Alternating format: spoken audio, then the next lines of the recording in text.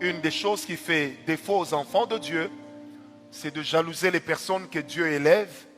Bien-aimé, même si Dieu est en train d'élever ton voisin, dans le dictionnaire de Dieu, le mot élévation n'est pas fini. Même si les autres sont en train de se marier, dans le dictionnaire de Dieu, le mot mariage n'est pas encore assuré. Tu ne m'as pas bien compris. Peu importe ce que Dieu est déjà en train de faire pour les autres, même si c'est ce que tu voulais que Dieu fasse pour toi, sache que Dieu n'en a pas encore fini. Même si quelqu'un dit je suis élevé, il n'y aura personne de plus élevé que moi. Tant que le verbe élevé existera dans le dictionnaire de Dieu, ton tour aussi arrivera un jour. Une des choses qui est importante lorsque nous marchons avec Dieu, c'est d'apprendre à comprendre une chose, c'est que la grandeur de Dieu ne se révèle que là où il y a la diversité. Dieu ne nous bénit pas dans l'uniformisme, mais Dieu nous bénit que là où il y a la diversité. On peut prier le même Dieu, puisque nous le faisons déjà. On peut être loin de la même onction. On peut même être touché le même jour. Mais Dieu ne fera pas la même chose avec nous tous. Et quand bien même Dieu voudrait faire la même chose avec deux personnes, l'Éternel choisira toujours le temps durant lequel il fera quelque chose avec quelqu'un.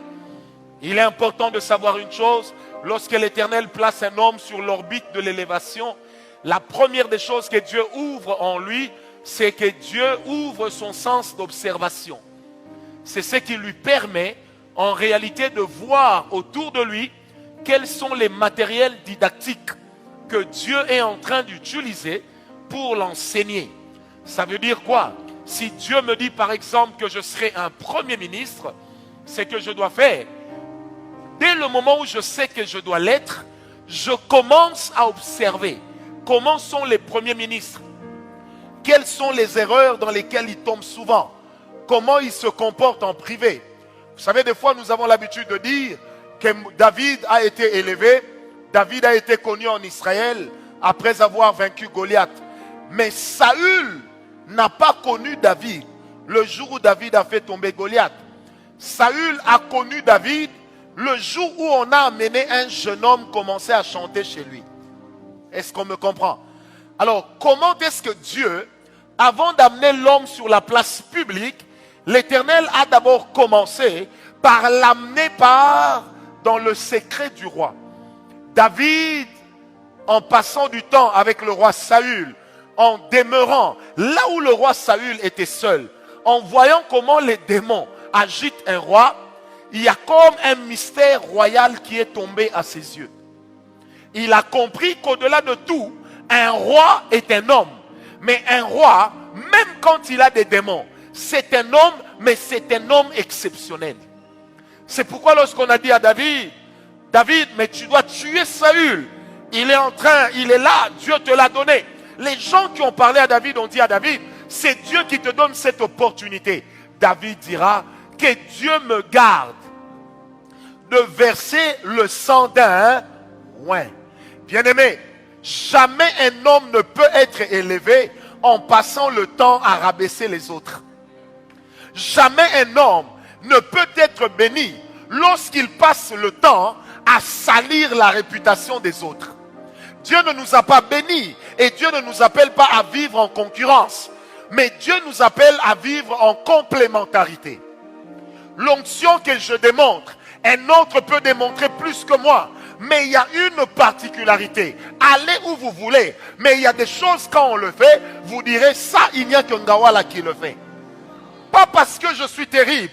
Parce que j'ai appris une chose dans ma vie. Je développe ce que Dieu m'a donné. Je laisse tomber ce que Dieu ne m'a pas donné. J'encourage les autres à développer ce que Dieu leur a donné. Parce que nous ne sommes pas tous appelés à être la même pièce. Et le ministère de Dieu, la royauté, c'est comme un puzzle. Il y a plusieurs pièces. Chaque pièce est importante pour reconstituer l'histoire qu'on appelle la gloire de Dieu. Est-ce que quelqu'un m'a compris? On ne gagne rien. David, Dieu l'a amené dans le secret de Saül. Il jouait de la harpe. Les démons qui étaient en Saül se calmaient. Mais David, en jouant de la harpe, aux côtés de Saül, il développait en lui l'onction prophétique. avant l'onction royale. Parce que l'onction royale est au-dessus de l'onction prophétique. Mais l'onction prophétique donne à l'onction royale tout son sens. Est-ce que quelqu'un m'a compris? C'est pourquoi la Bible dit, la grandeur de Dieu, c'est de cacher les choses. La grandeur des rois, c'est les découvrir. Amen. Le roi ne découvre pas les choses en public. Il les découvre en secret. C'est dans le secret qu'on fait grandir l'onction prophétique. Est-ce que quelqu'un m'a compris? Et quand l'onction prophétique grandit dans la vie de l'homme, elle va pousser l'onction royale à éclater. Parce qu'en réalité, l'onction royale, c'est lorsqu'il y a l'éclat qui vient s'ajouter sur ce que Dieu nous a donné. Est-ce que quelqu'un m'a compris? Amen. David, dans la chambre de Saül, a appris que Saül n'est qu'un homme. Mais il a aussi appris à respecter les hommes que Dieu utilise, même quand Dieu les a déjà rejetés. On ne peut pas devenir grand sur les cadavres des autres qui ont été grands avant toi. On ne devient grand que lorsqu'on apprend à soigner les tombeaux dans lesquels les héros reposent. Parce qu'en réalité, la force d'une nation, l'histoire d'une nation n'a jamais été faite par les vivants. Ça a toujours été fait par les morts. C'est pourquoi on parle de l'histoire. Ça veut dire, l'histoire est une considération particulière du passé. Si quelqu'un m'a compris, on ne peut jamais être élevé avec Dieu lorsque on bâtit son ministère, lorsqu'on bâtit sa gloire sur le tombeau des grands. Lorsqu'on est là pour ressortir leurs défauts. J'ai envie de dire à quelqu'un, un homme, un grand Américain, a passé son temps à enquêter sur la faille des grands serviteurs de Dieu que nous avions connus dans l'histoire. Ça bénit plusieurs personnes, mais un jour on s'est rendu compte que lui-même cachait quelque chose. Ça veut dire, dans tout ce que tu dénonces, fais attention, peut-être qu'il y a aussi quelque chose qui te concerne. Vous savez, aucun d'entre nous n'était éligible à une position avec Dieu. Car la Bible dit, car tous sont péchés et sont privés de quoi? De la gloire de Dieu.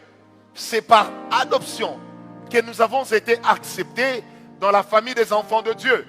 C'est par adoption que des grands voyous comme moi, aujourd'hui, peuvent aussi prétendre servir Dieu. C'est par adoption que des grands escrocs ici dans la salle peuvent prétendre connaître Dieu. Est-ce que quelqu'un est avec moi?